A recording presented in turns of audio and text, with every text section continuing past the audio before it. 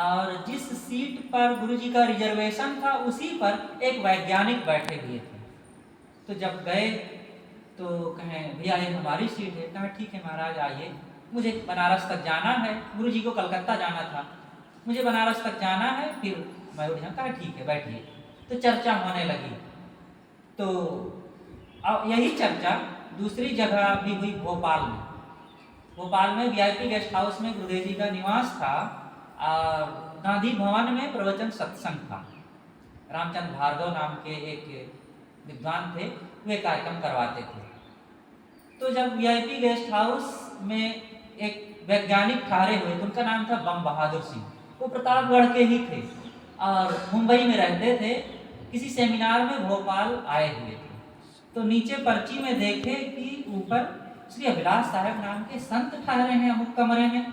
तो वे आ गए खोजते हुए, आए बैठे, थोड़ी देर बात हुई, बहुत खुश हुए। दूसरे दिन फिर वे भक्त के रूप में आए बन करके, बड़ा सरलता विनम्रता भक्ति भाव पूर्वक।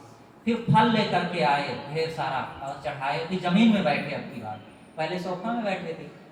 तो लंबी चर्चा होने लगी। गुरुदेव जी ने उनसे पूछा, जो ट्रेन में मिले थे वे और इनसे भी वही चर्चाएं, कि आप लोग भौतिक विज्ञान पर काम करते हैं और भौतिक विज्ञान काफी चरम सीमा पर है, लेकिन क्या इन जड़ तत्वों में चेतना के कोई लक्षण हैं?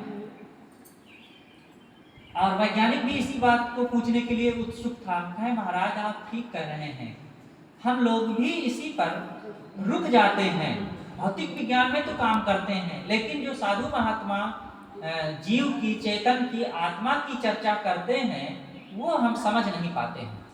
तो गुरुदेव जी ने कहा कि देखिए, आप लोग चाहे मिट्टी पानी आग हवा हो, चाहे electron proton neutron phosphorus radium आदि जो 100 से अधिक तत्व हैं ये हों, इनको आप पढ़ते हैं, अध्ययन करते हैं और चिमटी सड़सी से छूते पकड़ते और एक दूसरे का संबंध कराते हैं, मेल मिलाप कराते हैं और नई नई चीजें निर्माण करते हैं। तो ये तो भौतिक चीजों में होता है।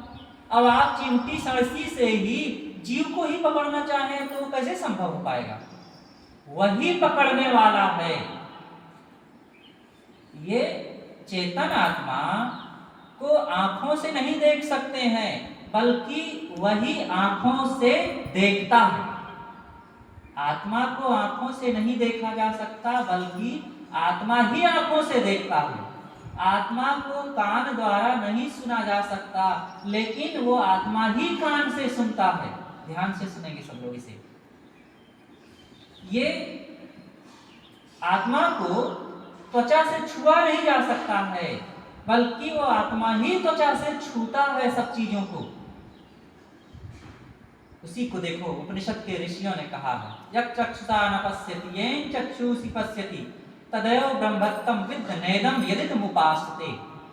जिसे आंखें नहीं देखती हैं किंतु जिसकी सत्ता से आंखें देखती हैं, उसको तुम ब्रह्म जानो। आंखों से देख करके जिनकी तुम उपासना करते हो वो ब्रह्म नहीं है। हम आंखों से फोटो को देखकर, मूर्ति को देखकर और अमुक अमुक चीज को देख करके उपासना करते हैं, वो ब्रह्म नहीं। ब्रह्म बृहत्वाद ब्रह्म, जहां से ज्ञान फूटे और ज्ञान बढ़ता जाए वो ब्रह्म है, बढ़े। इस प्रकार से हमें